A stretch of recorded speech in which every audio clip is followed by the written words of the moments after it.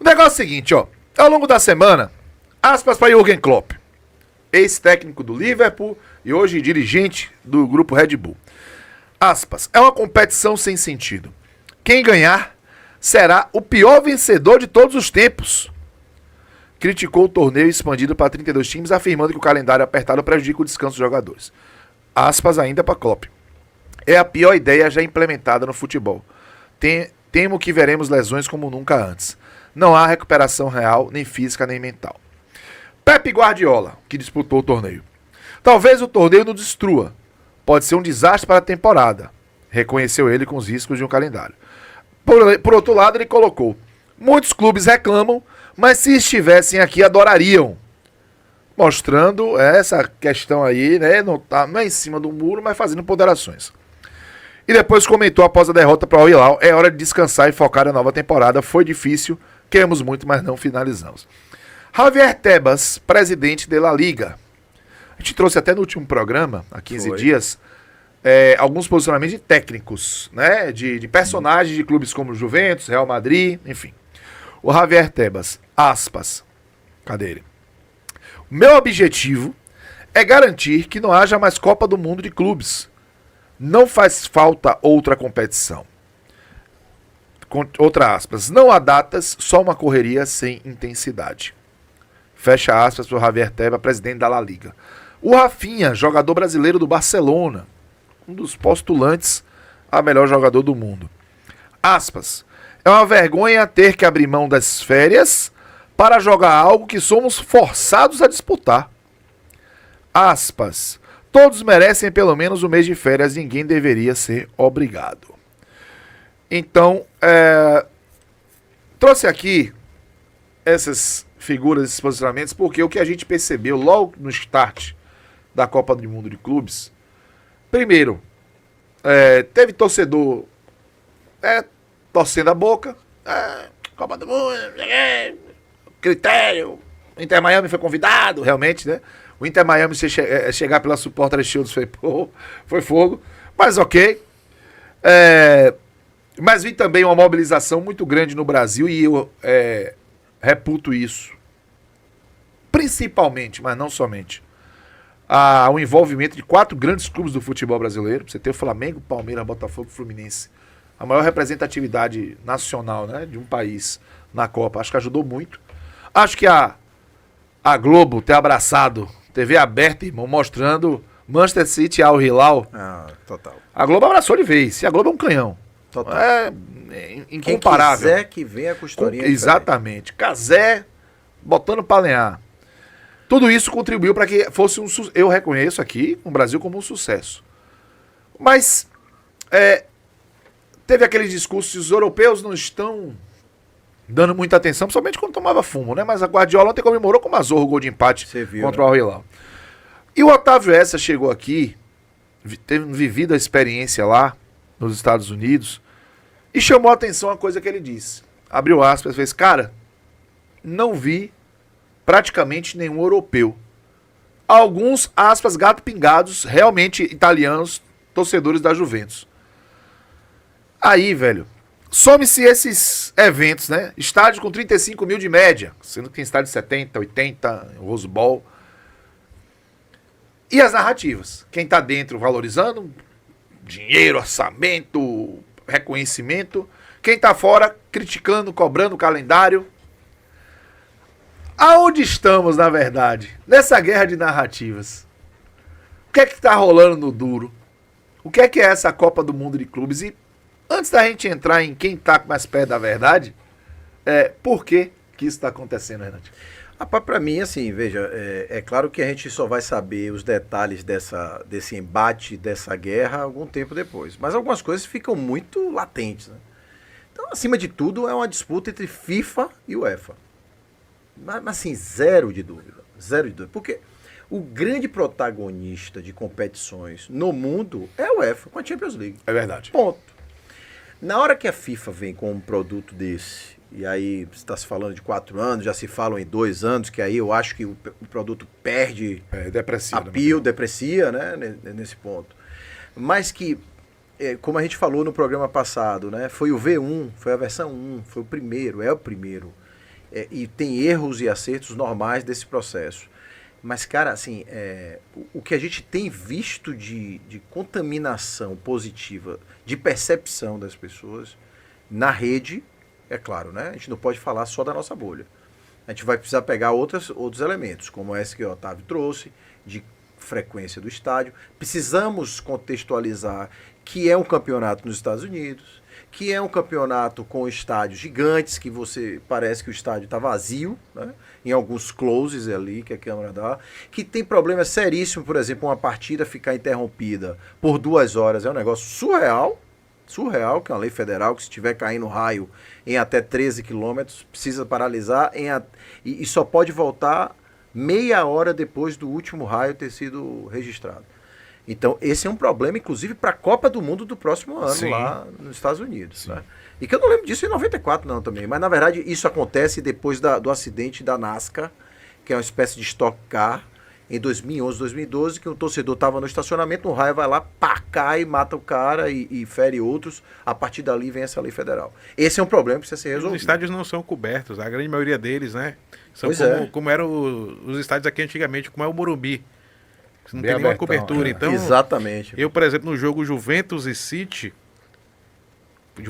o raio, eu comecei a ver a chuva se formando, comecei a ver raio caindo, tomei chuva, me molhei e o jogo não parou. O jogo não parou. Foi assim, não sei se foi quebra de protocolo, não sei que tipo de monitoramento fizeram, mas não parou o Juventus e City. Pode reparar aí nos tapes do jogo, você vai ver que choveu muito durante a metade do jogo. Loucura, então tem esses acertos que precisam ser feitos, assim, mas o que eu quero dizer é o seguinte, assim, para mim, eu acho que a guerra dos dois blocos, né?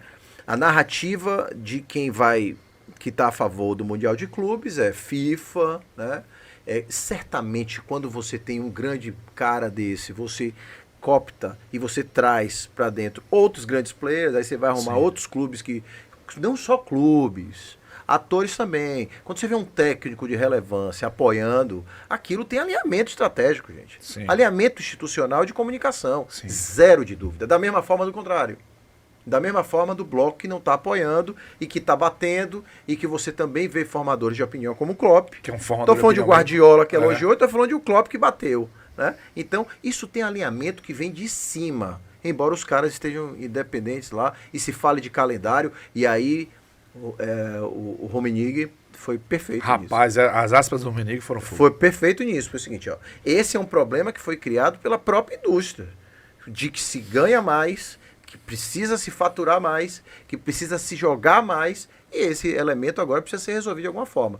O que eu penso é o seguinte, para mim é um produto que tem tudo para decolar muito ao longo do tempo. Eu acho que já decolou. Eu acho que já decolou. E foi o que eu falei no último programa. A versão mais fraca desse campeonato é justamente esta, que é a primeira. Daqui pra frente é só subir. Vendo o que o Bayern fez contra o Flamengo, tenho certeza que decolou. Se o alemão jogou daquele jeito, irmão.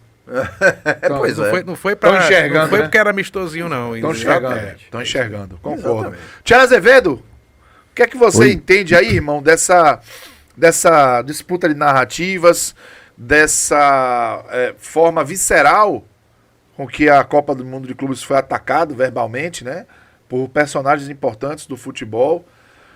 Os argumentos, né, estão ali muito pautados no calendário, né, no esgotamento do calendário. É como se você praticamente fechasse ali um ciclo de um ciclo quadrienal com apenas um período, um ano sem um evento grande, porque você tem Copa do Mundo, Eurocopa, Mundial de Clubes e ainda tem Olimpíada. Eurocopa e Olimpíada normalmente são no mesmo ano, né? Não é isso? Eu tô viajando. Não, ano passado não foi a Olimpíada. Acho que não. Não, a Eurocopa é de 4 anos e coincide com a Olimpíada, você tá certo. É isso, mas por algum motivo ano passado não teve. O que não teve foi o ano do Japão, que foi por causa da pandemia. Por causa da pandemia. Foi 21, isso aí foi 21. Aí desnorteou ali. Ano passado teve a Olimpíada, foi? 20. Eu tô viajando, ano passado? Teve? Teve a Olimpíada? Teve, pô. Rapaz, deu branco aqui. Eu tô falando de campanha política. Aí eu... Claro, teve, pô.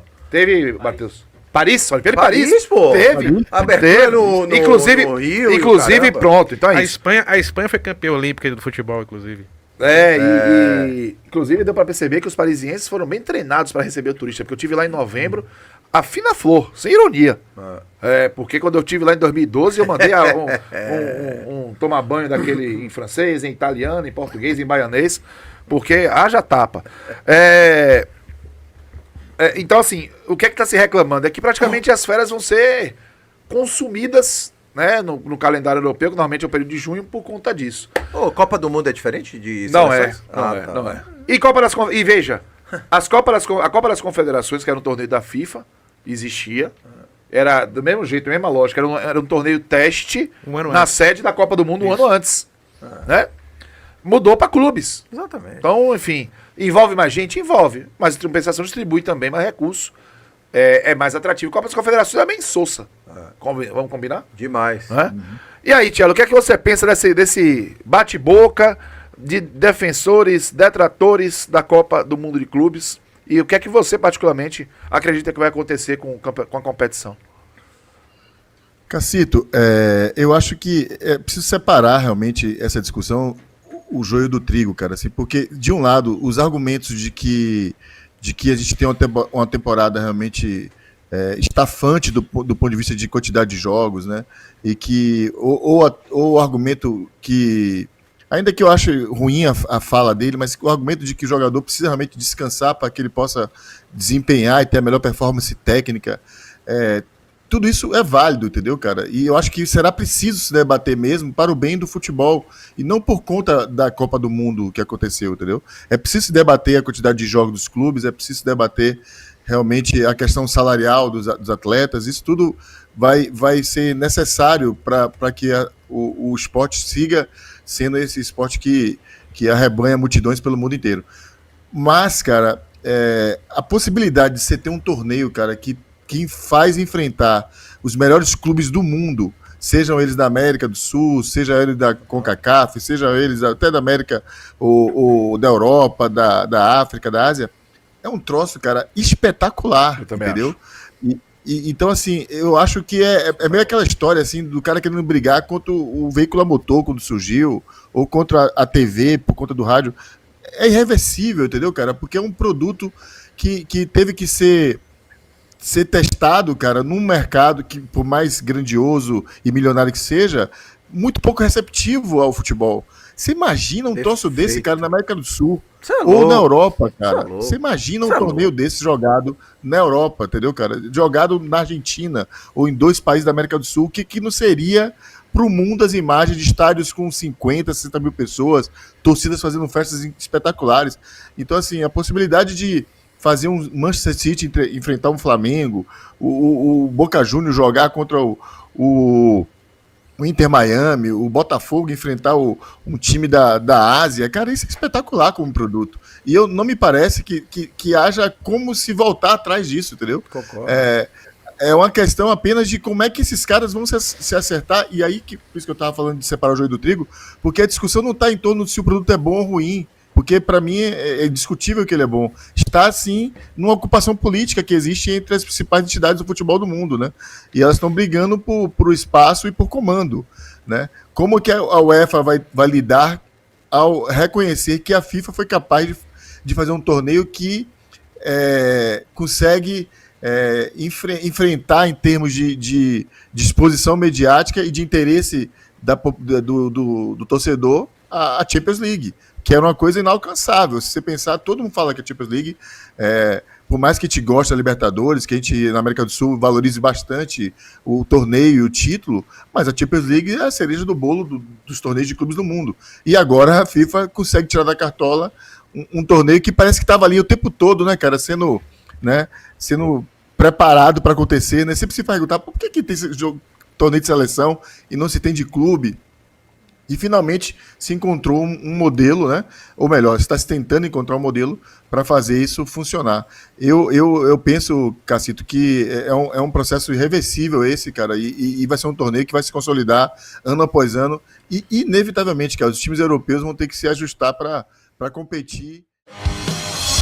Futebol SA. O negócio e a paixão juntos.